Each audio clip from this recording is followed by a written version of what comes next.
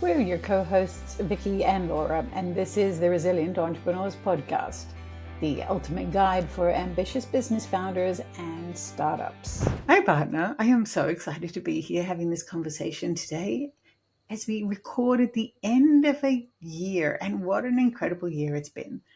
I think what's really key here for entrepreneurs is to remember that there is power in a pause, that there is productivity even in a rest, and that we don't need to wait till we're exhausted. We don't need to wait till the end of the year to do this. We can do it at any time of year. And in fact, we must schedule in time for rest and pause. Because, in my view and in my experience, when we rest, we allow more clarity, more creativity, more flow. And I've noticed that over this last probably 3 or 4 weeks, by stepping back a little, even though it was feeling hectic, I just took a step back and I thought, nothing. I thought nothing. I just literally rested, and it's incredibly empowering. And the creativity, the flow. I mean, you said to me the other day, you're on fire. And it was just coming because of that rest. And I'm really imploring people this next year to schedule in rest. It's such an important part of being productive and being on flow and being focused. Schedule in rest. Oh my gosh. I wish somebody had taught me that like 10 years ago because I think it is so key. Absolutely. Because I've hit burnout. We've talked about this before, and burnout is a horrible feeling. Horrible. All those things you were talking about, like flow and creativity, comes to an absolute standstill when you hit burnout. You literally can barely function. I mean, maybe feed yourself and maybe get a shower. Some people can't even, and it's just you hit that massive wall because you've done too much and you haven't given your body, your brain time to rest. I've even been doing this crazy thing, especially when life has been super hectic lately, in like driving without the radio on, especially when it's just me in the car, like no noise, like just the silence or like just the sound of wind or cars passing by, like nothing distracting me, nothing just busying up my brain, but just give my brain time to think. And I've come up with some like great ideas, some creativity, some flow, some stuff has happened just in that space. And it's just been such a good thing. So yeah, I'm definitely, absolutely scheduling time to rest in 2025. This is one of my big, I think, goals for next year is balancing my schedule just a little bit better because it's Yeah, tough. It's tough. I love that for you. And I love this idea of no radio in the car. It sounds simple, yet it's so impacting. And it brings to mind one of our podcast guests in this past season who was talking about just take 1 minute a day for yourself to do whatever, in as much as just sit and stare into the distance or notice a flower, or it's about mindfulness. And mindfulness doesn't need to be sitting cross-legged on top of a mountain. It can literally be 60 seconds out of every day to make such a difference. Such a Yeah, it cool does. cool intention to take forward into next year. Yeah. I mean, and meditation too is something I want to incorporate more into next year. I think a lot of people think meditation is, like you said, like sitting cross legged on a mountain or, an hour of intentional, not thinking, And I think people are very confused. And then it becomes overwhelming and then you just don't do it, right? Because it just seems like way too much. But yeah, the guest that said 1 minute, like just 1 minute. Maybe 1 minute turns to two, maybe five, maybe 10, but that's such a tiny portion of your day.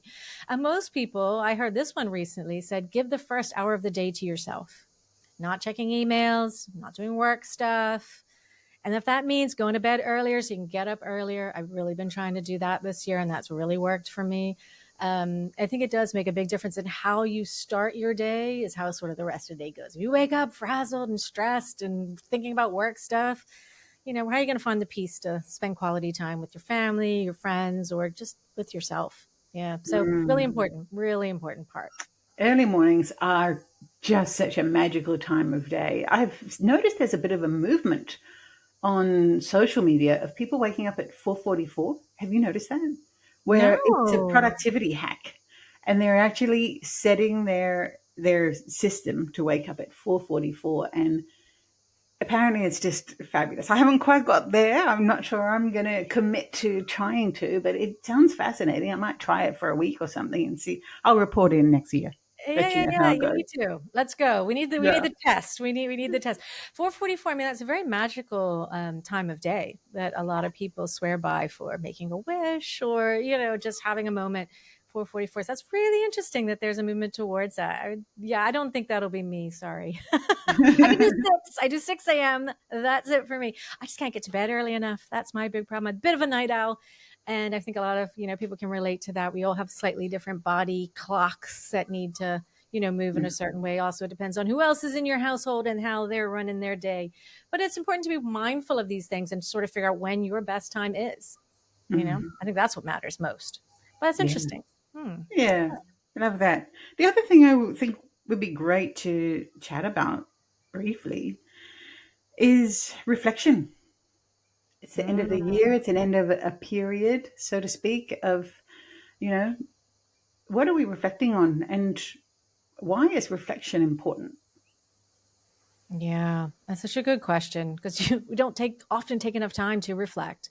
We're often just so busy running through our day to day to do list that even just taking the time to reflect on the day, what went well today, what didn't, what worked, what didn't, what can I improve tomorrow, can make a really big impact.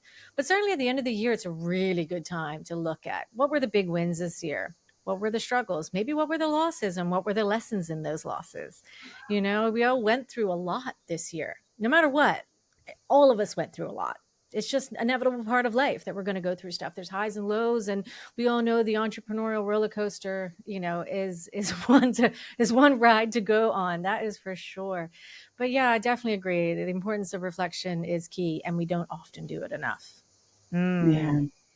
So, yeah, when you talked about what's worked well, and it brought to mind my one of my new favorite tools, the brag book. I think we've talked about it on previous episodes. Just having a brag book, which is literally a book where you can write in every single win that comes to mind, small and large. It can be something as simple as I got that thing done on my to-do list that's been sitting there for a week. Or it could be as big as I just landed, my biggest client of my career. Whatever it is for you, write it all out. A brag book is incredible for the unconscious mind to really cement how much we do and how good we are. And it's the unconscious mind that drives all of our behavior. It's quite fascinating to think that we are being driven by some part of us that we have very little awareness of. Actually, no awareness of, because once we have awareness of it, it becomes the conscious mind. So, team, I would love to invite you to start a brag book if you don't already have one. I will give credit where credit is due.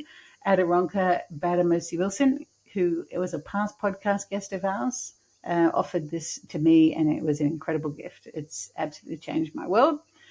So, I would say reflection and actually writing it down is a game Mm. changer. And what came to mind when you were just saying that is that we often overestimate what we can do in a day and underestimate what we can do in a year. Love that. I love that too. And I think when you write it down and then you review it, say at the end of the year, you get to see exactly all the things you did, the great things you did in the year. And even when you're feeling like I'm feeling exhausted, overwhelmed, and ready for break, you can look back and go, wow, like I accomplished a lot this year. I deserve this rest. I think that's great too. And sometimes you need to know that and see that for yourself. And it's hard to when you're just in the day-to-day busyness of life and the schedule. It's such a great point that you can read back over your brag book.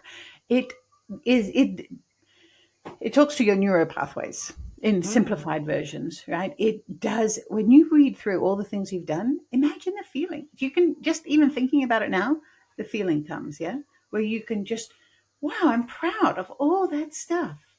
That is so cool. And suddenly you start feeling confidence come back. Or if you're, struggling to do one thing or you're procrastinating on something, have a look at your brag book, Mm. because you'll be amazed at how it lightens you up and you go, heck yeah, I've got this. I've so Yeah. got this. And you charge ahead and you do that thing that you've been putting off all this time. Yeah, especially I think when you get to maybe something bad happens, or maybe somebody didn't like something or was disappointed in some work that you did. And you know how that you internalize that feeling and it just makes you feel horrible for a really long time. Like it's really easy to hold on to that and then forget that 2 weeks ago, another client praised and said you did the most amazing work that they have ever seen. They've never had this better widget than you provided them, or whatever it was. And we forget that one so fast, but we internalize the bad because we have this like thing called negativity bias, right? We see the negative before the positive, and it's like a survival instinct because it protects us from predators. But we don't need to be protected from predators much anymore. But but it's still in our psyche to look for the Exactly. negative. So Yeah. doing this, like what you're suggesting, the brag book immediately puts us in a different mindset where we're looking for the positive. So if you have a brag book, and hopefully it's like on your desk every day, so you see it right there. So when something happens that you want to remember, write it in there. And if you're a type person that feels like oh, it's like gross to brag, and it's just for you. It doesn't have to be for everybody else. You don't have to post everything on social media. I mean, sometimes it's good too, but if you feel like uncomfortable doing that, it's just for you. And it's for you, like you said, when your confidence feels low, or you feel a bit shaken inside, or, something negative happens, and it'll just get you out of the negativity mindset and into something much more positive. I think that's a much better way to go into the year thinking, how can I look for positive? Because we see what we look for, right? It's like that yellow car theory. Like you think of a yellow car, you're going to see a yellow car everywhere. So if you think of positive, if you look for the good, if you look for the things to brag about, you're going to see more of them. And then you're going to feel better inside. And then you're bringing that better yourself to everybody else around you. So all around, it's like the best idea I've heard all year, partner. Well done. I love it. The power of having these wonderful conversations where we rest and we reflect. And that's exactly what we're doing right here, and encouraging all of our listeners and viewers to do the same thing.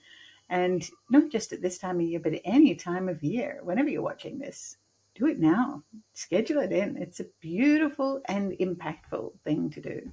You'll have another episode to look forward to, as we're about to talk about what to look forward to in the new year next Mm, week. sounds good. See you then.